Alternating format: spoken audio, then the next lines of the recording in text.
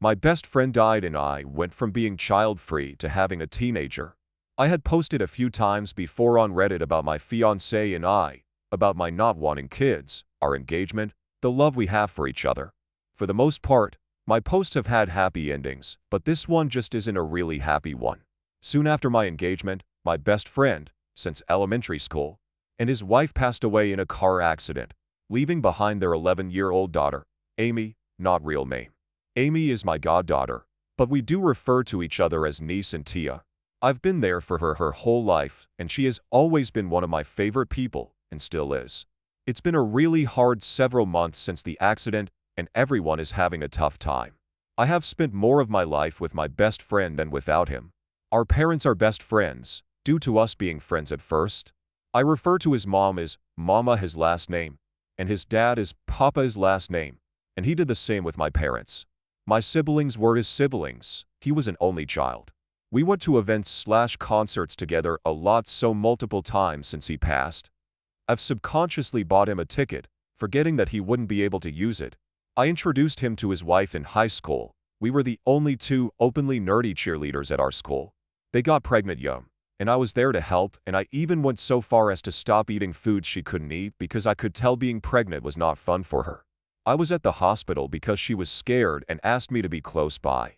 I was the first non-blood family member to see Amy. I say all this because he and his family are indeed my family.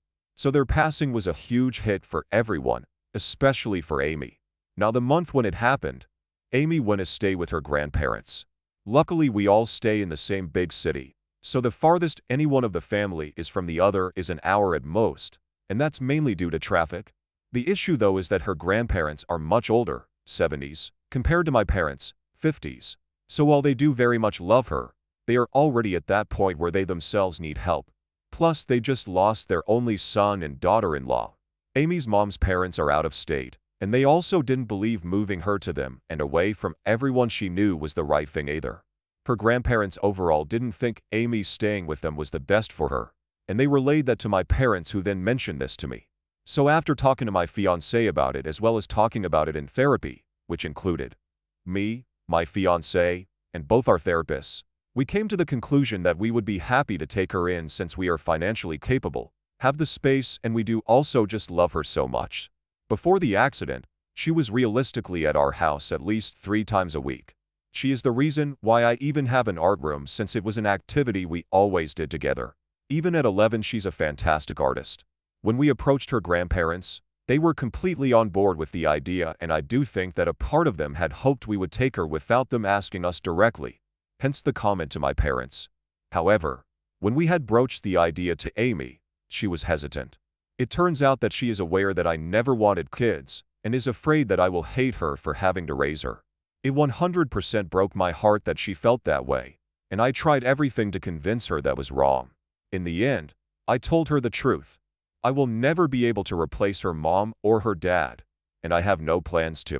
Her parents made me her godmother because they knew that I would love and care for Amy the way they loved and cared for her. I could never hate her. My fiancé even pointed out that I was the one who had the idea to foster her. But I also had to stress to her that this is a new situation for all of us. We are all grieving together, and we are all jumping into this new living situation together. So there will be mistakes, but there will also be a lot of love.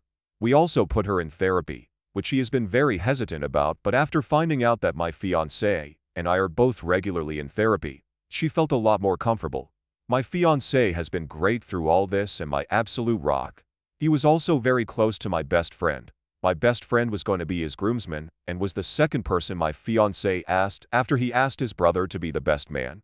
My best friend was the type of person who will see something and say, "This looks like something so, and so would like, so I'm going to buy it for them." So some days, I will catch my fiancé staring at one of those many gifts for a long time. Or he will say something like, "I hope they both knew how much I loved them." We hold each other tighter now when we hug and kiss longer than before. When I asked about Amy living with us, my fiancé was shocked and wasn't sure how he felt, since change was happening lightning fast with the engagement, then the accident, and now with Amy. So I didn't bring it up again until he did a week later with, "I thought about it, and I think it would be good for all of us, but let's get our therapists together to make sure we aren't jumping the gun because we love her." Amy moved in right after Thanksgiving. All the families got together for the holidays with her to remind her that she is never alone. She has her mom's family, out of state but they call often, her dad's family, my fiancé's family, out of the country too minus my fiancé's brother plus his wife. And let's not forget all our friends and their families. There was a lot of crying but a lot of laughing too. Her living with us is a huge adjustment, but nothing we can't handle. She has always been a sweet girl, and very bubbly and loud. Since the accident, she obviously has been a lot more withdrawn and quiet. But I am seeing sparks of herself come back briefly and slowly. We had to switch her therapist a few times, but this current one is definitely helping a lot. Amy really likes her too. Her grades did slip a bit, but my fiancé has made it a point to do homework with her every day, and it made her cry the first few times he did it. He asked her if she wanted him to stop, but it turns out that it just reminded her of her dad, so it really meant a lot that her Tio was so willing to help her too. I was expecting some rebelling, but that hasn't happened yet, lol. Actually, she has been doing the absolute most. She would clean up after us before we had a chance to do it ourselves, or try to do things for us that seemed a little out of character. After some prodding, it turns out it was because she is afraid we would get rid of her if she upset us or did something wrong. We have stressed that in no way has that even crossed our minds. We are here for her and, unless she wants nothing to do with us, we will continue to be here for her through the good and bad. But let me tell you, I cried so much that night feeling terrible that she felt that way. I want her to know that our love is unconditional. And it always has been. We are also in the process of setting up a trust for her. Her parents left behind money, and there is money coming in from their insurance policies too. So all that is going in that trust for her. I will also help supplement this trust, plus my fiancé, even though I stress that he doesn't need to. Neither myself or my fiancé will touch this trust.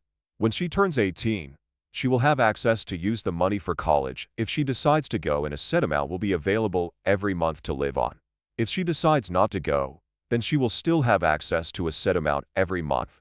Side note, we would prefer she go to college and will encourage it, but her dad didn't go to college and did well as an artist, and we see that she has his talents, so we just want to be supportive of any decision she makes. When she turns 21, she will have access to the full trust to use as she wishes, but we will do our best to ensure she is responsible with it when the time comes. At the end of the day, she will be an adult, and we have to trust she will be responsible when she has access to the money. I also want to say we didn't come to this decision on our own. We consulted with all 4 sets of grandparents, and this was what we all thought was the best approach, as well as help from a lawyer. When Amy is a little older, we will discuss this with her, but for now she's still so young and dealing with a lot. Some nights I sleep with her in bed, with my fiancé sleeping on the floor by the bed, because she cries herself to sleep and she feels so alone. I don't know if that feeling will go away anytime soon. I think about how I'm in my 30s, and I still can't imagine not having my parents. So I really have no idea what she is feeling. Best I can hope for is that I can help the pain just a little bit. Amy's mom was going to be my bridesmaid, and I was going to have Amy be the flower girl, but I think I'm going to ask Amy if she would prefer to be my bridesmaid. Amy looks so much like both her parents, and I see so much of their personalities in her. A part of me feels like having her up there with me will make me feel like her parents are up there with me too. And I never once imagined getting married without either of them by my side. All planning stopped the moment of the accident for that reason, and even now typing this has me crying that they won't actually be there. But also that's a lot of pressure to put on Amy. I don't want to tell her all that. I do want to give her the option to be my bridesmaid if she wants, and if she doesn't want to, then that's also okay because she is still going to be part of my wedding. I won't even bring this up for a while because I still am not in the headspace to plan the wedding right now. There is no real reason why I'm posting this. I tried a couple times to write out what happened, but each time I broke down or deleted it. I think I just want to vent, or just feel better. Maybe to get validation that we are doing the right thing and not messing Amy up. One step at a time, I guess. TLTR. My best friend and his wife died in an accident. My fiancé and I offered to take in their 11-year-old daughter. There is still a lot of grief, but we are working on healing together. We just want the best for her. Edit. I'm seriously overwhelmed by all the comments. I was trying to respond to every single one, but now I'm falling behind because there are so many LOL. If I don't respond to your comment, Still know that I really appreciate your support / love / kind words. I wish I could hug every single one of you.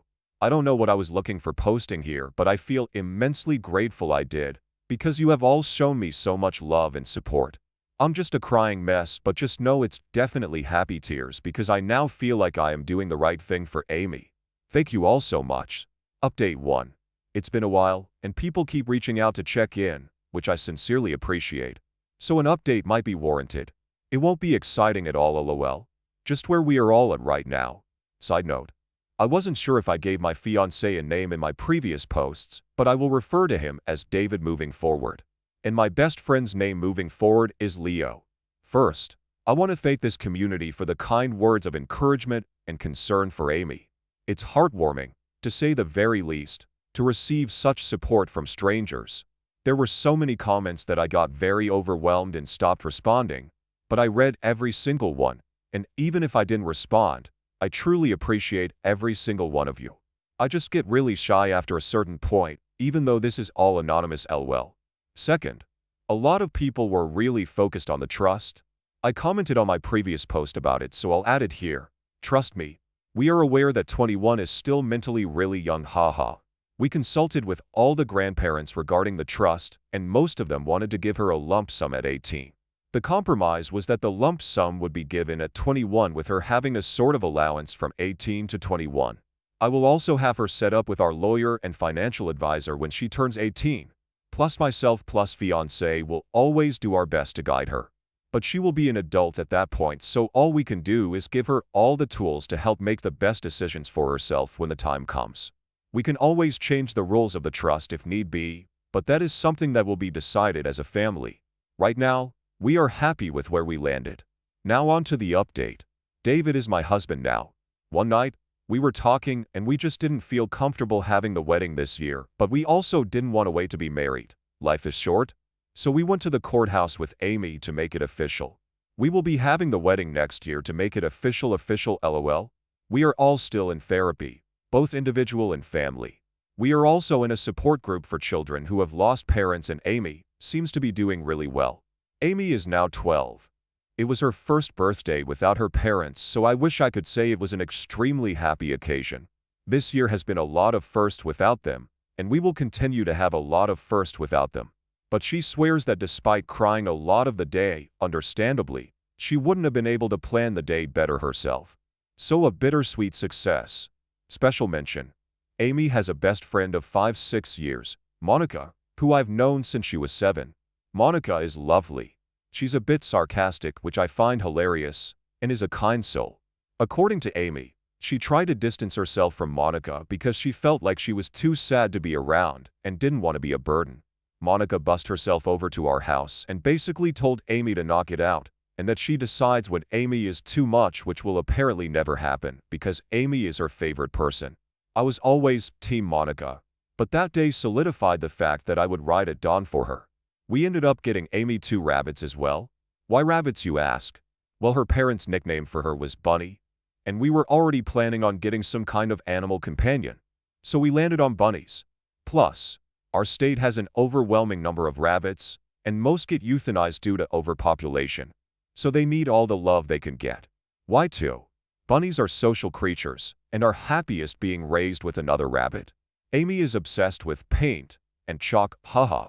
After showing her the ropes and doing her own research, she has completely taken over any and all care for them, despite us offering several times.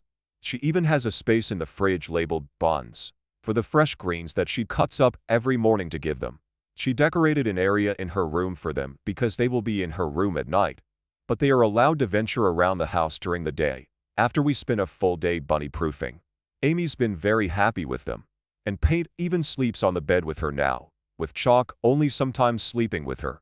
It also means we are no longer sleeping in her room with her, and only a handful of times has she crawled into bed with us, like on Mother's Day and Father's Day. We are leaving for a trip to Europe/Asia next week. David and I love to travel, but I actually start to get irritable when I don't travel for a while. David jokes that I always need my fix, lol. It's a 3-week trip starting in Poland to spend time with David's family for a week, and then to Asia from there. The plan was for Amy to be with us for the full 3 weeks, but she really pushed back, and we were confused about that. She only wants to go for the first week in Poland to meet David's family. Side note. His family adore her and has planned a "you're stuck with us forever" party for her. Whenever we asked about the rest of the trip, she said she didn't want to go and that we should go without her. If she doesn't want to do something, we get it and don't want to force her. Understanding the why was tough for me. Does she not like traveling? No, she enjoys it. Is she afraid? No, she likes flying and thinks it's cool to see new places. Is it too much time away from home? No, she's cool with long trips. So why doesn't she want to go? She just doesn't. In family therapy, the trip came up. Finally, her reason for not wanting to join us on the rest of the trip came up. She feels like David and I are prioritizing her too much and taking her feelings into account more than we should. She feels like we are prioritizing our relationship or even our other friends/family. She feels like she's preventing us from doing stuff because we keep thinking about her first. I want to make this very clear.